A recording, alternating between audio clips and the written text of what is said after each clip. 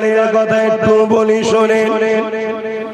কথা যখন এসে গেছে একটু শোনে, ইসলামে কখনো সংখ্যা দিয়ে জিতিনি আমরা কখনো অস্ত্র পাওয়ার দিয়ে, ম্যান পাওয়ার দিয়ে, মানি পাওয়ার দিয়ে, মাসুল পাওয়ার দিয়ে কখনো আমরা জিতিনি। আমরা যখনই জিতেছি ইমানের পাওয়ারে জিতেছি।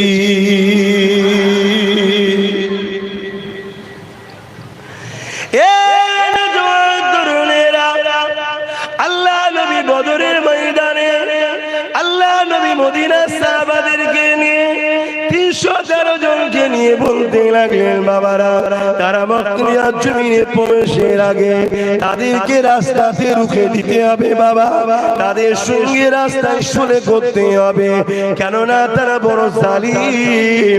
তারা যদি মদিনায় এসে যায় মদিনার উপরে হামলা করে দেবে।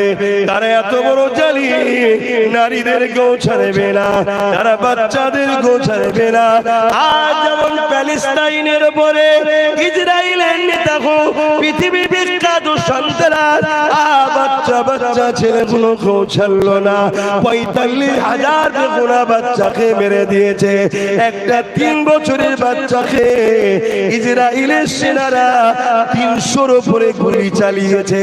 ভাবতে পারেন এরা কত বড় সন্ত্রাস, এরা কত বড় মানবতা বিরোধী। অথচ পৃথিবীর মিডিয়া এদের হাতে, পৃথিবীর অস্ত্র এদের হাতে, পৃথিবীর রাজ ক্ষমতা এদের হাতে। এরা এত বড় সন্ত্রাসী করার পরও মিডিয়াতে ইসলামকে সন্ত্রাস ভাবে দেখানো হয়, ইসলামের বিরুদ্ধে কথা বলা হয়। এই যুবকেরা, তরুণেরা, এর জন্য খুশি হলো ইসলামের মুসলিম দেশগুলোর নেতারা, তারা হক কথা বলে না। আর আমরা মুসলমান, আমরা হক পক্ষে দাঁড়িয়ে নাই। এই আসল পরিবর্তন হতে হবে। কারো বলে হতে পারে আমরা এই কোটিগত মানুষ এখানে দাঁড়িয়ে থেকে আমরা কি করতে পারি, আমরা কি করতে পারবো না পারবো জানি না। তবে এতটুকু জানি, ইব্রাহিম আলাইহিস সালাম যখন নমরুদ আগুনে ফেলে দিয়েছিল, ওই সময় একটা গিরগিটি সে মুখে করে চোঁচে করে এমন করে মুখে করে ফু দিয়ে ইব্রাহিম নবীর আগুনকে ধরাবার চেষ্টা করছিল। গিরগিটির আগুনে কি আগুন বাড়বে? না, না বাড়বে না। কিন্তু সে প্রমাণ করেছিল আমি ইব্রাহিমের বিরুদ্ধে। অপরদিকে একটা আজিনায় সে চোঁচে করে পানি নিয়েছে, ইব্রাহিম নবীর আগুনকে নিভাবার চেষ্টা করেছিল। তার চোঁচের পানিতে আগুন নিভাবে না, কিন্তু সে প্রমাণ দিয়েছিল আমি ইব্রাহিম নবীর পক্ষে। আমার আল্লাহ পাক ফেরেশতাদের নিয়ে দেখাতে লাগলে, ওরে আমার ফেরেশতারা দেখ, দুটোই আমার মাখলুক, আজ নয় আমার নবীর পক্ষে আর গিরগিটি নবীর বিরুদ্ধে। আমি আল্লাহ আজরাইলকে মারা নিষেধ করে দিলাম, আর গিরগিটিকে দেখে মারা জায়েজ করে দিলাম। তাহলে মনে রাখবেন, ও কিছু ক্ষতি করতে পারেনি, কিন্তু ইব্রাহিম নবীর বিরুদ্ধে ছিল। আজরাইল কোনো উপকারও করতে পারেনি, ইব্রাহিম নবীর পক্ষে ছিল। আজ আমরা মালদার গুটি কত লোক বসে এখান থেকে চিনলে কোনো উপকার করতে পারবো কি পারবো জানি না। তবে আল্লাহকে দেখাতে লেগেছি, আল্লাহ আমরা জালিমদের সাথে নয়, আমরা মুসলিম গরিবদের সাথে আছি। আরো জোরে বলুন সুবহান। নারে তাকবীর, নারে তাকবীর। মাইক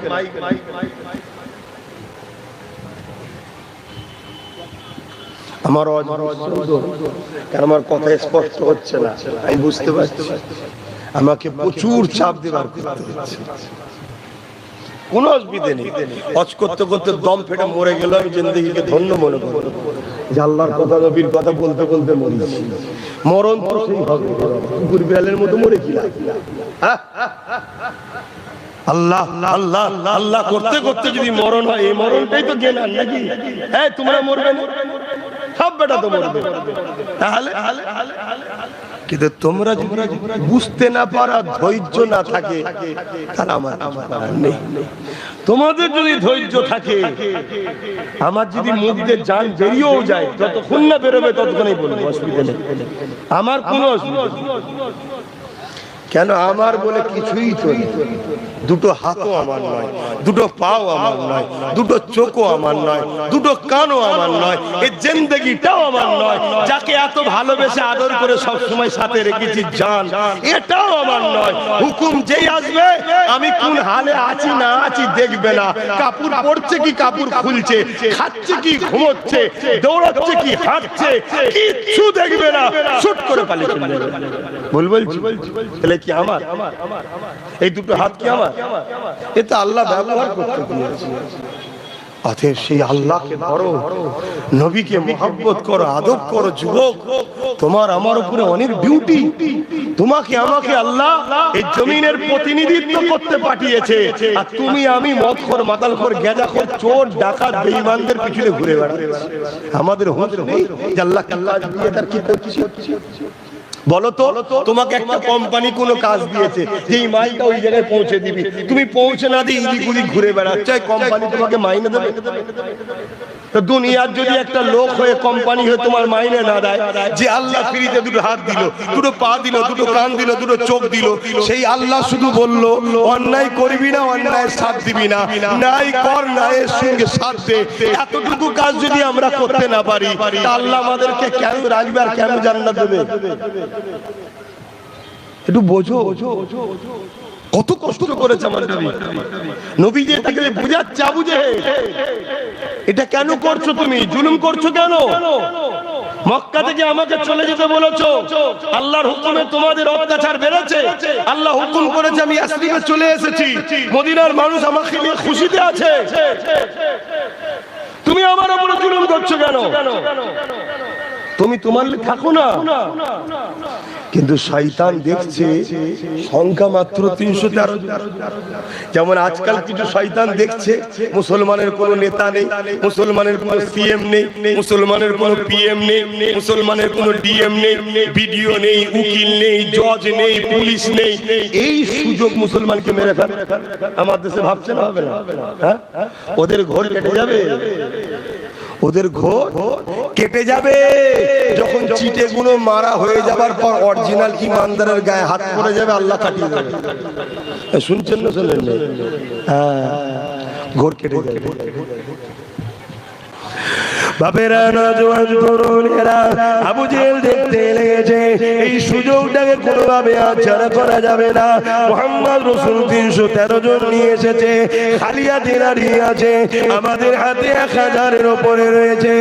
আবু জেহেল বলতে লেগেছে, হে আব্দুল্লাহর বেটা মুহাম্মদ সাল্লাল্লাহু আলাইহি ওয়াসাল্লাম, ওই আমাদের সঙ্গে যুদ্ধ করো, লড়াই করো, না হয় তোমরা আমাদের দলে চলে আসো, আমাদের কথা মেনে নাও। আল্লাহ নবী সাহাবাদেরকে বলতে লাগলে, আবু জেহেলকে বুঝাতে লেগেছি।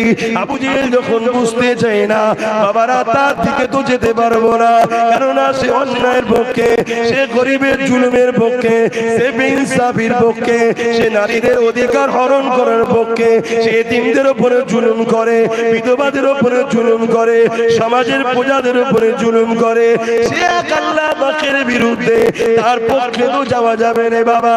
তাহলে সাহাবারা দ্বিতীয় জিনিসটা যখন বলেছে, আমার সঙ্গে তৈরি হও লড়াই করার জন্য, এ বাবা সাহাবারা তারা যখন চাইছে আমাদেরকে তো জানকে বাঁচাবার জন্য ডিফেন্সে যেতে হবে, আর যদি কেউ বলে হয় তোমরা ইসলাম ছেড়ে দাও, নাই আমাদের দিকে চলে আসো, নাই যুদ্ধের জন্য তৈরি হয়ে যাও, তাহলে আমাদের ঘরেও তো বলতে হবে, আপনাদের যখন ইচ্ছা যাচ্ছে আয় একবার লড়াইটা করেই দেখি, জনমের মতো মজাটা চাকাবার দরকার আছে।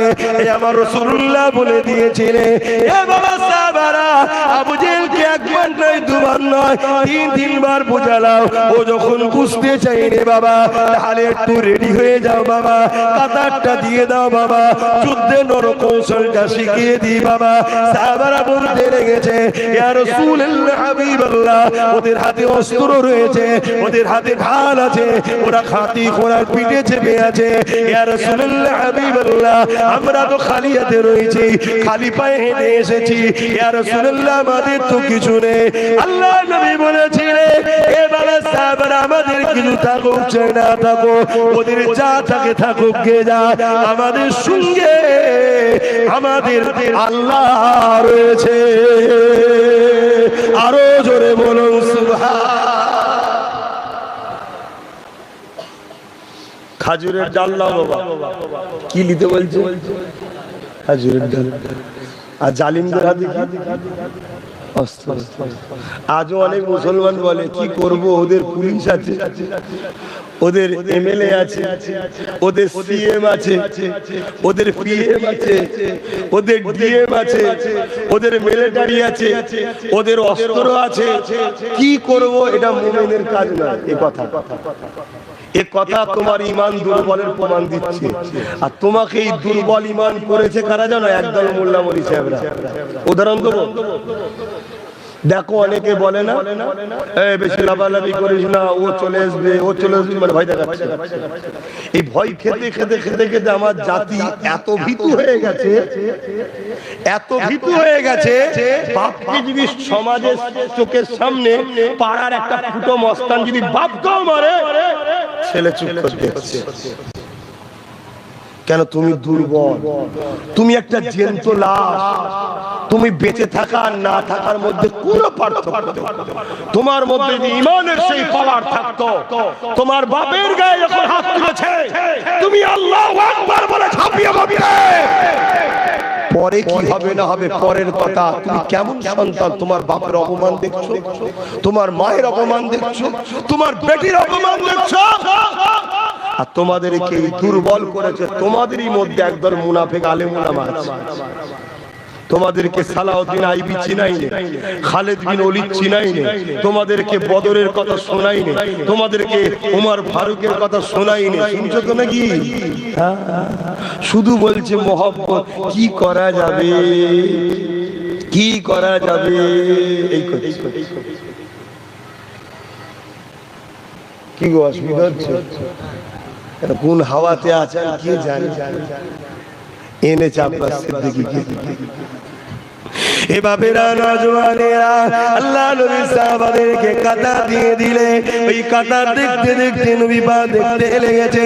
ওই কাঁটারের মধ্যে দুটো ছোট ছোট বাচ্চা রয়েছে, তারা পায়ের ওপরে ডিঙি দিয়ে মাথাটাকে লম্বা করতে লেগেছে। কেন? নবী পা মদিনা নববীতে ঘোষণা দিয়েছিল, পুরোরা যেতে পারবে না, নারীরা যেতে পারবে না, বাচ্চারা যেতে পারবে না। না জানি শয়তান আবু জেহেল যদি মীমাংসা না এসে লড়াইয়ে লেগে যায়, তাহলে তোমরা বয়স্করা যেতে হবে না, ঘরে থাকো। নারীদের যেতে হবে না, ঘরে থাকো। কেন? মায়েরা ইজ্জতওয়ালা সম্মানওয়ালা, তারা ঘরে থাকো। আর বাচ্চাদেরকে যেতে হবে না। কিন্তু এই দুটো বাচ্চা, ছোট ছোট বাচ্চা, তারা যখন ঘরে এসেছে, ওই সময় মাকে জিজ্ঞাসা করতে লেগেছে, আম্মা জান, মদিনা সাহাবাদিওকে দেখতে পাচ্ছি না কেন? আম্মা জান তাদেরকে বলতে লেগেছে, তোমরা কি শোনো না বাবা, ওই আবু জেহেল 430 কিলোমিটার আগে এসে 1000 লোক নিয়ে এসেছে মদিনার উপরে হামলা করবে বলে।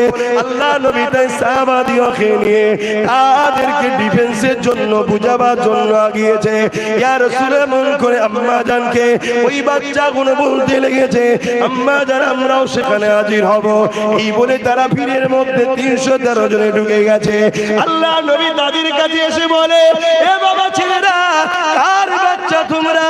তোমরা তোমাদের ঘরে চলে যাও বাবা, এখন আর মীমাংসার জায়গায় নেই বাবা। এখন ওরা যুদ্ধের জন্য প্রস্তুত নিয়েছে, ওরা লড়াইয়ের জন্য প্রস্তুত নিয়েছে, এখন আর মীমাংসার ব্যাপার নেই বাবা। তাই ডিফেন্স করতে হবে, কেননা জান বাঁচানো ফরজ হয়ে গেছে। আর যদি আমার বাংলাতে, আর যদি আমার দেশেতে কেউ যদি অস্ত্র বাড়ি বাড়ি রেখে এই নিধনটা দিয়ে মুসলমানকে মারার জন্য চেষ্টা করে, দেশকে ক্ষতি করার জন্য চেষ্টা করে, তাহলে বাবার মীমাংসার ব্যাপার নেই, আমাদের ডিফেন্সের জন্য তৈরি হওয়ার দরকার আছে না না? জোরে বলুন আছে না না? কিন্তু আমার ওয়াজ শোনার পর কিছু মুনাফিক মুসলমান বলবে এই হুজুর দাওয়াত করিস কেন রে, ঝগড়া লেগে যাবে। আর একবারও বলেনি পূর্ব মেদিনীপুরের ওইটাকে রুকা দরকার আছে, এই বলে। অথচ যারা বলবে তাদেরই সরকার ওকে পুলিশের পাহারা দেয়, আর ও এসে বিষ ছড়ায়। এই কথা আর আমি আমার ছেলেকে বলছি ঘুমো ঘুমো, আর ঘরে পেট্রোল দিয়ে আগুন ধরিয়ে দিচ্ছে। আমাদের খুশি দেশকে বাঁচাবার জন্য সংগঠিত হওয়া দরকার আছে না? এই দেশের কথা বললাম, কারো কষ্ট হলো? ইসলাম দেশের কথা বলেছে না বলেনি? তাই তো আমি দেশের কথা বলেছি। দেখেন, চিন্তা ভাবনা করেন, আমার শুনবেন না? দোয়া করে দেবো, আমার কষ্ট হচ্ছে বলেন, দোয়া করে দেবো না আওয়াজ করবো?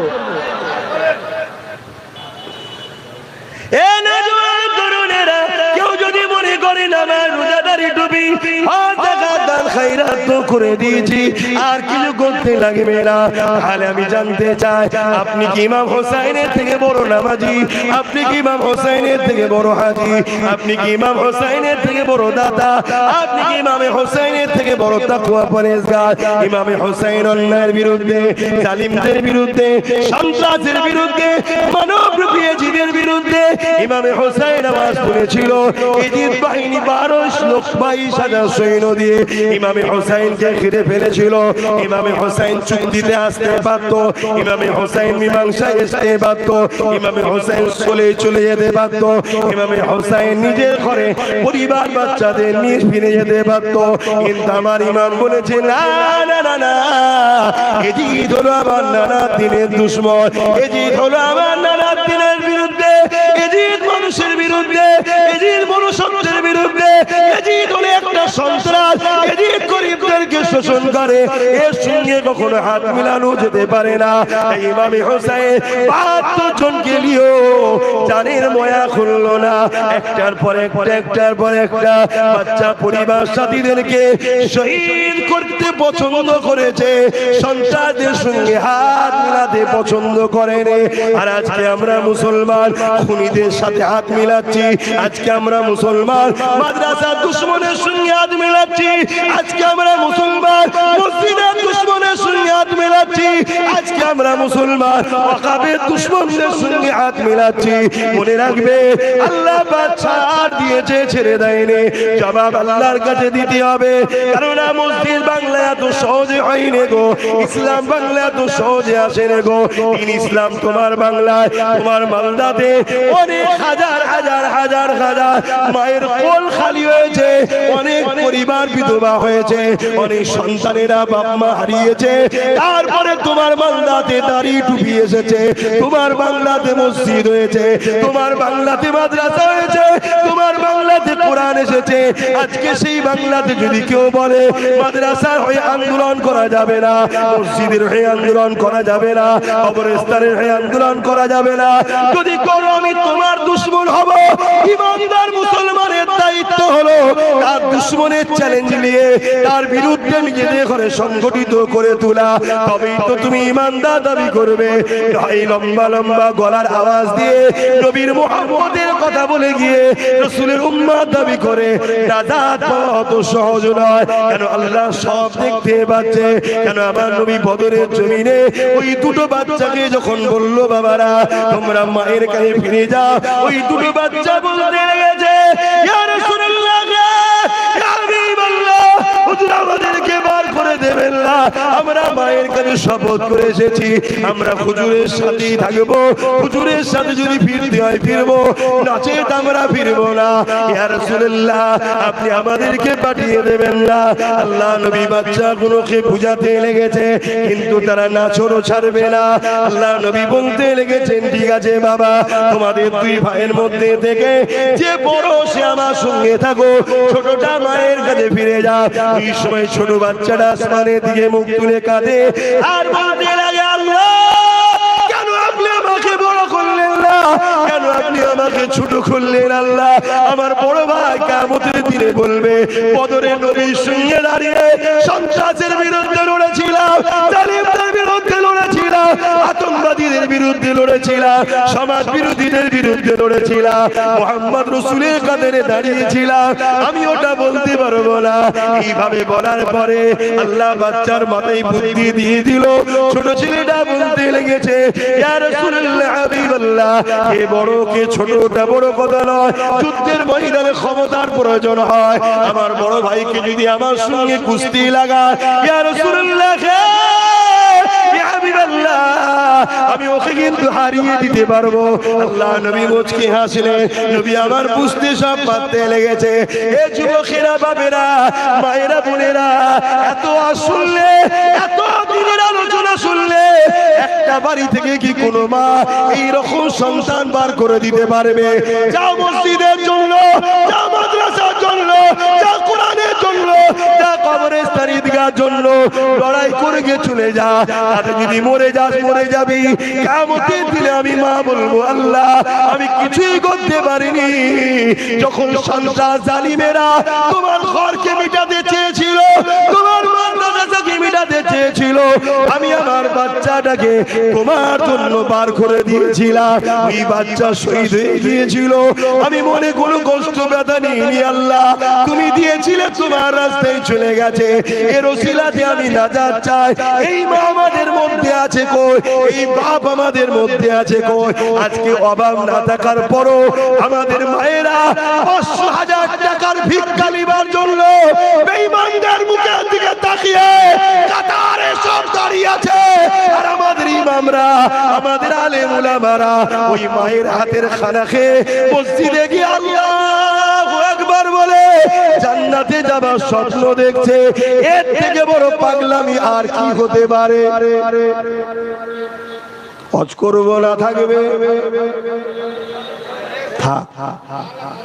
হজ করলে আরো অসুবিধা। একটু আওয়াজ আলাদা, আওয়াজ আলাদা। এটা হলো আর আওয়াজ আলাদা জিনিস। হাই হাই হাই হাই, কত কষ্টের ইসলাম আল্লাহ আমাদেরকে নিয়ামত হিসাবে দিল। আল্লাহ আমাদেরকে নিয়ামত হিসাবে দিল। আজকে সেই ইসলামকে নিয়ে আমরা খেলা করছি, যার যা খুশি করছি।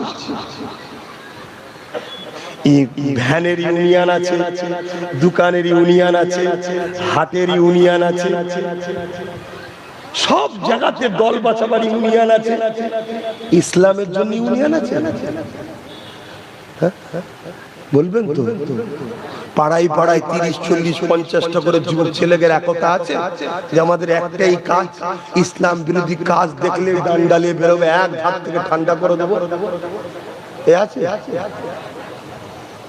এই কথা যখনই বলবো তখন বলতে হবে আইনকে কি আর হাতে লিয়া যায়? আর পকেটে মারার বেলায় তখন মনে থাকে না আইনকে হাতে লিয়াছে। পকেট বোঝেন তো নাকি? এই পকেট নয়, চাল চুরি, তেল চুরি, তেরপল চুরি, কি চুরি করতে আর বাকি রেখেছে মুসলমান? আরে তুমি করুনি, আমি করিনি, মুসলমান এক শ্রেণী করছে না করে না। আমি অমুসলিমদেরকে কিছু বলতে আসিনি, তারা যা পারে করতে পারে, আমার দেখার দরকার না। হায় হায় হায়, বোঝেন বোঝেন বোঝেন। ওয়াজ শুধু শোনার জিনিস নয়, কষ্ট করেছিল আমার রাসূল। আবু বকরও শুনেছে, আবু জেহেলও শুনেছে। একজন জাহান্নামে গেল, একজন জান্নাতের সার্টিফিকেট দুনিয়াতেই পেল। কারণ কি? আবু বকর ওয়াজ শুনে বুঝেছে, আবু জেহেল ওয়াজ শুনে বুঝতে পারেনি। তো ওয়াজ শুধু শুনলে হবে না, বুঝতে হবে। এই যে এত লোক বসে আছি, কালকে কার ডেট আছে, পরশু কার ডেট আছে, তরশু কার ডেট আছে চলে যাবার, কেউ জানে? আমার কবে আছে আমি জানি? হ্যাঁ, হতে পারে 8 ঘন্টা পরেও ডেট থাকতে পারে। এ থাকতে পারে না? পারে না? তাহলে আমি জানি এখনো? কিসের এত নেশা? দুনিয়াদারি করতে হবে, সংসার করতে হবে, কারবার করতে হবে, ব্যবসা করতে হবে, অর্থনীতি, সমাজনীতি, রাজনীতি, পরিবার নীতি সব করতে হবে, কিন্তু আল্লাহ রসুলের বিরুদ্ধে গিয়ে নয়, আল্লাহ রসুলকে খুশি রেখে, অর্থাৎ যে লাইনে নবী করেছে ওই লাইনে করতে হবে। আমরা করছি আর বললে আমার কওমের মানুষ বুঝবে না, শুধু একটাই মাথায় ঢুকে আছে, দরকার নেই বাবা, চোরের হাতে আছে থাক, ডাকাত না চলে আসে, একটাই টেনশন। কি আছে? চোরের হাতে আছে থাক, ডাকাত না চলে আসে। আরে ডাকাতকে চিনা যায়, চীনা লোকের সঙ্গে লড়াই করা সহজ, আর বন্ধু সুরাতে মুনাফিক চিনা, তাই তো হঠাৎ করে শুনতে হলো বিপদের দিনে দিল্লি চলে যাও। কে শুনতে হয়েছে না? হয়নি? একটা হতভম্ব হয়েছিলেন না? হন না আপনারা? এই শর্ট খেয়েছেন না খাননি? কি হলো এরা মনে হয়েছে না? হয়নি? কিন্তু কোনোদিন যদি ও বলতো দিল্লি চলে যাও, আপনাদের আফসোস হতো? আফসোস হতো না কেন? আমরা তোর সাথে নেই, এ আছেন না, কিন্তু এর জন্য সব করলাম। মায়ের পেটের ভাই ঝগড়া করছে, মুসলমান মুসলমানকে কেস করছে, আলেমের বিরুদ্ধে করছে, নবী খানদানের বাচ্চা আমার বিরোধী করেছে, হাজার লাখ লাখ মুসলমান। তার জন্য এই বেঈমানটার জন্য, ঠিক না বেটি? আচ্ছা এ বেঈমান আজকে হাতে নেই, শর্ট খাবে না? খাবে না।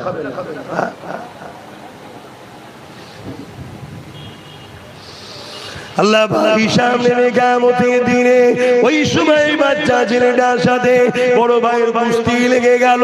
ওই কুস্তি লেগে যাবার পর বড় ভাইকে ছোট ভাই ইশারা করে দিলেন, বাইরে তোমার সঙ্গে কখনো তো আমি পারবো না, কিন্তু তুমি কিয়ামতের দিনে আল্লাহর কাছে নাজাতের রাস্তা পেয়ে গেলে আমার রাস্তায় তুমি বাধা হয়ে যেও না, আমি তোমাকে হালকা ঠেলবো, তুমি আমাকে সাথ দিও, আজ তুমি পড়ে যেও, তাহলে আমাকে রাসূলুল্লাহ সাথে নিয়ে নেবে। কথা মতো কাজ হয়ে গেল। রাসূল আমার সবই দেখছেন, সবই জানে। এ যুবকেরা সাহাবাদেরকে নবী দেখাতে লেগেছে, দেখো গো এদের মধ্যে আল্লাহ নবীর ভালোবাসা তামান্না কত আছে দেখো। ধারালো তরোয়াল দেখছে, তীর দেখছে, বল্লম দেখছে, জানটা চলে যেতে পারে, মায়ের মুখ দেখতে পাবে না, বাপের মুখ দেখতে পাবে না, এসব কিছুই ময়া করে না। এদের দিলে একটাই তামান্না গেছে, আল্লাহ নবীর সঙ্গে কিয়ামতের দিন উঠবো, হাসর নাসর হবে, জান্নাতে যাব, এই তামান্না এদের দিলে জেগেছে। আল্লাহ নবী খুশি হয়ে গেলে নবী আমার হাত তুলে দিলেন, আল্লাহ এই দুটো বাচ্চাকে বেঈমানদের হাতে আপনি শহীদ করে দেবেন না। কবুল হয়ে গেল, লড়াই শুরু হয়ে গেল। 313 জনের মোকাবেলায় 1000-এর উপরে সন্ত্রাস বাহিনী ঝাঁপিয়ে পড়লো, ঝাঁপিয়ে পড়লো। যেমন আজকে আমরা দেখতে লেগেছি সামান্য কোটি কত সংখ্যা, আমরা আমাদের উপরে সন্ত্রাস বাহিনী ঝাঁপিয়ে পড়ছে, আমাদের উপরে অত্যাচার করছে, বিভিন্ন রাস্তায় বিভিন্ন ভিড়ে একজনকে ঘিরে 20-30 জন মিলে মারতে লেগেছে। কি অপরাধ, কেন মারছিস রে? মুসলমান ও ইসলামের অনুসারী তাই মারতে লেগেছে। সেদিন ওই সন্ত্রাসীরা ঝাঁপিয়ে পড়ল, কিন্তু সেদিনে সাহাবাদের অন্তরে ঈমানের পাওয়ার ছিল। এদিকে 13 জন শহীদ হলো, ওদিকে জালিমদের সংখ্যা 1000 থাকার পরও তারা পালিয়ে যাবার রাস্তা খুঁজে পেল না। এক জালিমের অস্ত্র দেখাতে আল্লাহ নবীর ওই পেয়ারা দুটো ছোট ছোট সাহাবী এক ভাইয়ের হাত কেটে গিয়েছিল। লড়াই শেষ হয়ে গেল, সাহাবারা বিজয় হয়ে গেল, জালিমরা পরাজিত হয়ে গেল। আল্লাহ নবী বাচ্চা 2 ছেলেকে কাছে নিয়ে এলো। 2 বাচ্চা বলতে লাগলো, ইয়া রাসূলুল্লাহ, ইয়া হাবিবাল্লাহ, আমি আবু জাহলকে কতল করেছি, আমি আবু জাহলকে মেরেছি, আমি আবু জাহলকে কতল করেছি। সব থেকে বড় শয়তান যে ছিল এই 2 বাচ্চা কতল করেছে। তাদের মধ্যে বড় ভাই বলছে হুজুর আমি করেছি, ছোট ভাই বলছে আমি করেছি। ফেরেশতা চলে এলে আল্লাহ নবীকে জানিয়ে দিলে, ইয়া রাসূলুল্লাহ, হাবিবাল্লাহ, এদেরকে জানিয়ে দেন এরা দুজনা ইসলামের দুশমনকে জাহান্নামে পাঠিয়ে দিয়েছে। এক ভাইয়ের হাত কেটে গিয়েছিল, এই হাতটা ঝুলতে ছিল, পায়ের উপরে চাপ দিয়ে টান মেরেছে, হাতটা ছিঁড়ে গেছে, জমিনে পড়ে গেছে। ওই অবস্থা তো লড়াই চালিয়ে গেছে। কি ইমানের পাওয়ার ছিল দেখো। আর আমাদের বাচ্চাগুলো এখন মোবাইলে পাবজি গেম খেলছে, আমাদের বাচ্চাগুলো মোবাইলে গান শুনছে, আমাদের যুবকগুলো মোবাইলে রাত্রে রাত্রে বেঈমান বিদ্রোহী জালিমদের খেলাধুলা দেখাতে ব্যস্ত, হাততালি দিতে ব্যস্ত, হেরে গেলে কি কান্নাকাটিতে ব্যস্ত। মনে রাখবে দুনিয়া তোমাকে জাহান্নামের দিকে নিয়ে যাচ্ছে, আমরা উলামারা তোমাদেরকে জান্নাতের দিকে ডাকতেছি। দুনিয়া আমাদের জ্ঞান কালচার বলবে, দুনিয়া আমাদেরকে মৌলবাদী বলবে, দুনিয়া আমাদেরকে গাইয়া বলবে, দুনিয়া আমাদেরকে এডুকেশন নেই বলবে, অনেক কিছু আমাদেরকে বলবে। কেননা তারা চায় তোমাদেরকে জাহান্নামে নিয়ে যাবার, আমরা চাই তোমরা আল্লাহর গোলামি করে আল্লাহর জান্নাতি হয়ে যা। এ যুবকেরা, ওই হাতকে খুঁজে খুঁজে নিয়ে আসা হলো। আল্লাহ নবী সাহাবী, বাচ্চা সাহাবী হাতটাকে লাগিয়ে দে। নবী আমার হাত বুলিয়ে দিলেন। আর যদি ডাক্তার সেলাই করে মেডিকেল সার্জারি করতে পারে, কোন জানে সুলতান হাতটা লাগিয়ে হাতটা বুলিয়ে দিয়েছে। আল্লাহর ক্ষমতায় হাতটা চুরে গিয়েছিল। আরো জোরে বলুন সুবহান। আল্লাহু আকবার, জিন্দাবাদ জিন্দাবাদ। একটু হয়ে যাক, হাত তুলে লব্বাইক, আরো জোরে জোরে লব্বাইক লব্বাইক লব্বাইক। সরকার की आमद, आका की आमद, हुजूर की आमद। আমরা করা, আমরা করা, আমরা করা নারে দিবে। বাঁচতে হয় হুজুরের গোলামে বাঁচো, না হয় কিরে মাকড়ের মতো বেঁচে কি লাভ। তোমাকে এই পেহচানেই লোক চিনুক এটা কে, নবীর গোলাম, তবেও জিন্দেগি সাকসেসফুল। এটাকে অমুক দলের নেতা, অমুক দলের লিডার, অমুক এই ওসব জেনে কিচ্ছু লাভ নেই। এটাকে মোহাম্মদ রসুলের গোলাম, এ পেহচান তোমার হোক, এই নামে তোমাকে চিনো।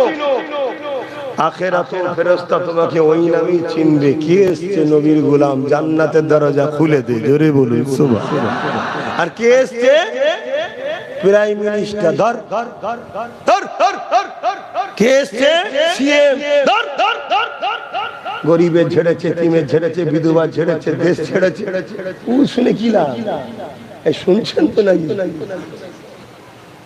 হতে পারি আমি ডাল ভাত খাওয়ালো, সাকসেসফুল হলো ওটাই। কে এসছে?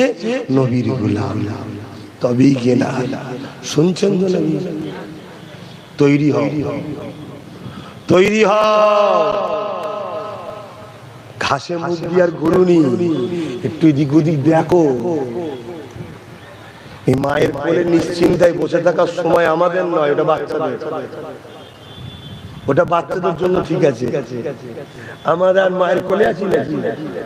আমাদেরকে এদিক ওদিক দেখতে হবে, ওখানে কি হচ্ছে না, ওখানে কি হচ্ছে না, এইটা এরকম ভাগ হলো কেন, ওইটা এরকম হলো কেন, আরে আমারটা গেল কোথায়, ওরটা পেয়ে গেল, আমারটা নেই কেন, একটু ভাবার দিন এসছে। হাঁ করা হয়ে থাকলে আর হবে না। চোখের সামনে বেঁধে না, নিজের মায়ের জোর উঠে নেবে, বেটির জোর উঠে নেবে, বোনের জোর উঠে হাঁ করে দেখতে হবে, কিচ্ছু করতে পারবে না।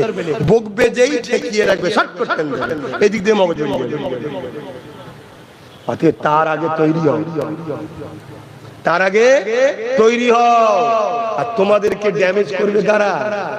আমি আবার বলছি, জাতির মধ্যে একদল মুনাফিক গাদ্দার আছে, তারাই তোমাদেরকে ড্যামেজ করবে।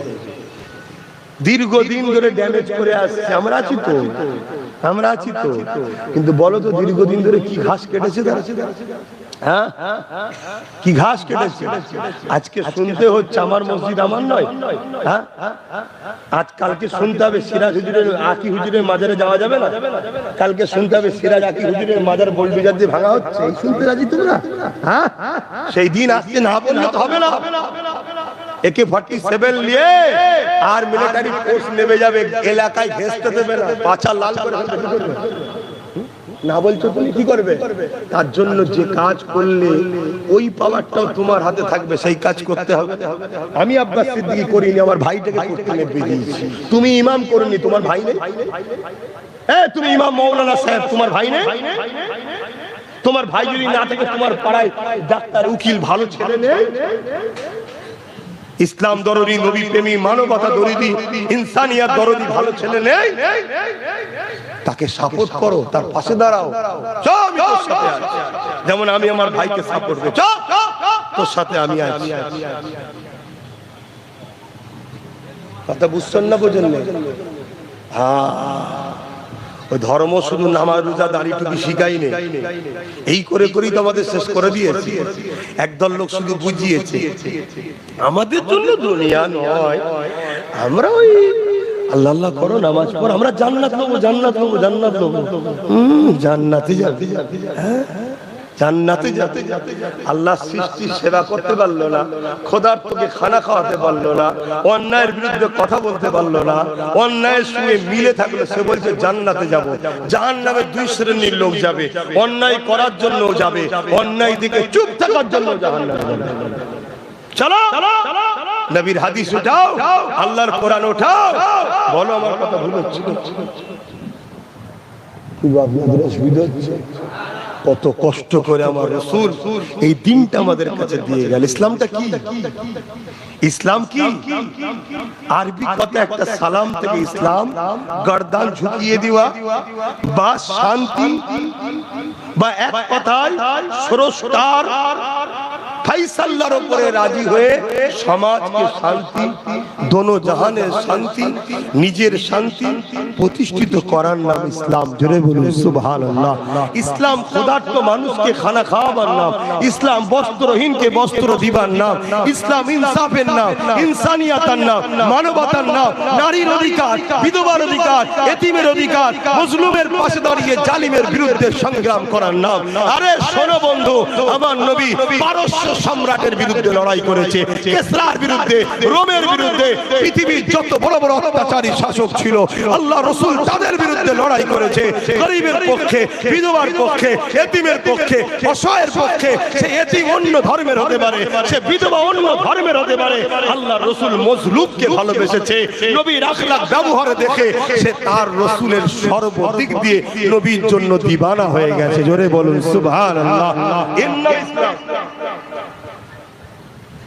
আমি নামাজ পড়েছি আপনাদের উপকার হয়েছে কথা বলে আমার মুখে দাঁড়িয়ে আছে আপনাদের উপকার হচ্ছে আমার মাথায় টুপি আছে আপনাদের উপকার হচ্ছে আমি হজ করেছি আপনাদের উপকার আছে এটা ব্যক্তি জীবনের কাজ নামাজ রোজা দাড়ি টুপি হজ ব্যক্তি আমল কিন্তু এই সমাজকে যদি মদ মুক্ত করা যায় তাহলে তিলোত্তমা মতো মেয়ে এখনো ডাক্তারি করতো না এই সমাজকে যদি মদ মুক্ত করা যায় অ্যাক্সিডেন্ট কমবে না এই সমাজকে যদি মদ মুক্ত করা যায় আমাদের বেটিগুলো ডিভোর্সের হাত থেকে তালাকের হাত থেকে বাঁচবে না এই সমাজকে যদি মদ মুক্ত করা যায় এই সমাজে খুন রেপ ধর্ষণ বন্ধ হবে না এই সমাজকে ঘুষ মুক্ত করা যায় ঘুষ বলো না এখন ঘুষ ছাড়া তো কাজই নেই হ্যাঁ চাকরি নেবেন 15 লাখ আছে 20 লাখ আছে সই করতে পারিনি সব চলে যাবে কি সই মারবি কাজ হয়ে যাবে 15 লাখ আর যে উপযুক্ত অনার্গল ইংলিশ বলবে সব বলবে সে রাস্তায় বেরিয়ে চিল্লাচ্ছে আমার চাকরি কই আর টিপসইওয়ালা 15 লাখ দিয়ে স্কুলে ঢুকেছে ছোট ছোট বাচ্চার দিকে খারাপ নজরে তাকাচ্ছে ঘটছে না ঘটে না তাহলে এই ঘুষটা মুক্ত করার নাম ইসলাম নয় এটাকে করে মসজিদে গিয়ে আল্লাহ আল্লাহ করলে শুরু হয়ে গেল হ্যাঁ তাহলে ইমাম হোসেন কি দরকার ছিল অন্যায়ের বিরুদ্ধে কথা আমার অজ বুঝছেন তো নাকি হ্যাঁ যত ঘুষখোর চরিত্রহীন দালাল মাতাল খুনি যারা আছে তারাই দেখবেন আমার বিরোধী করে কেন আমার ওয়াজ তাদেরকে বুঝতে পারছেন না খারাপ লাগে ও তো এমনি আসবে, আজ নাই কালে। যার আঁচলের তলায় ঢুকে বসাচ্ছে সেই নিয়ে আসবে, চিন্তার কোনো কারণ নেই। তার মহল তৈরি হচ্ছে। গতকালকে মহেশতলায় কি হয়েছে খবর রেখেছো? এই গতকালকে কলকাতার মহেশতলায় কি হয়েছে খবর পেয়েছো? ওই আনার লাইন হচ্ছে না, একটা ফলের দোকানদার ফল বিক্রি করে 2 হাত 3 হাত দূরে পুলিশ থানা সারা জীবন দেখছে, সেখানে একটা পাকাপোক্ত হয়ে গাছ লাগানো হচ্ছে, পুলিশ রুখতে পারলে না। পুলিশের বিনা পারমিশনে হচ্ছে।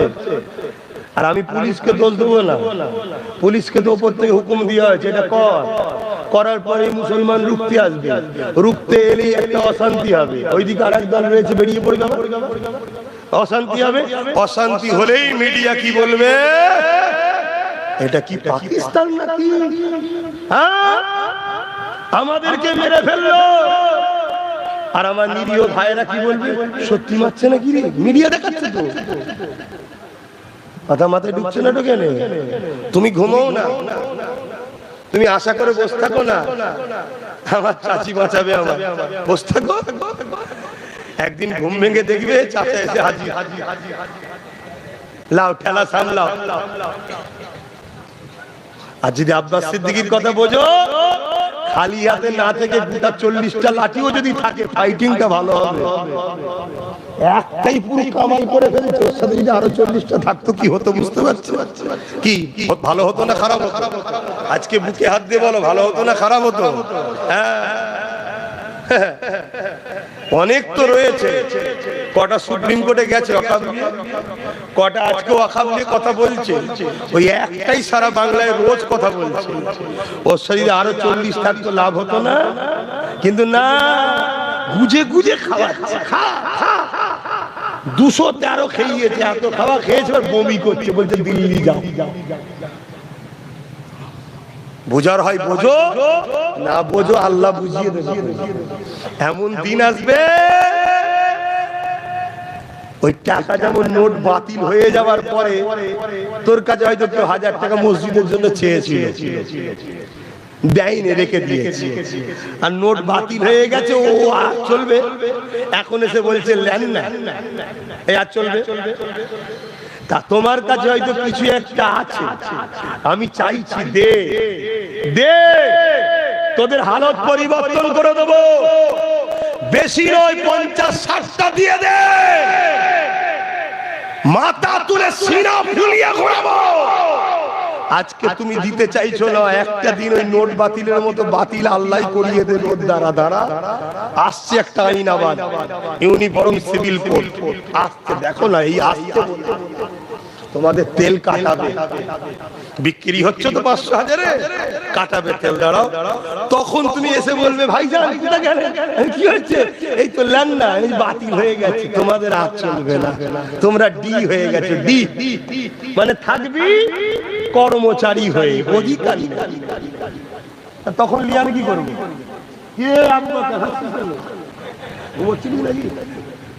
শুনছি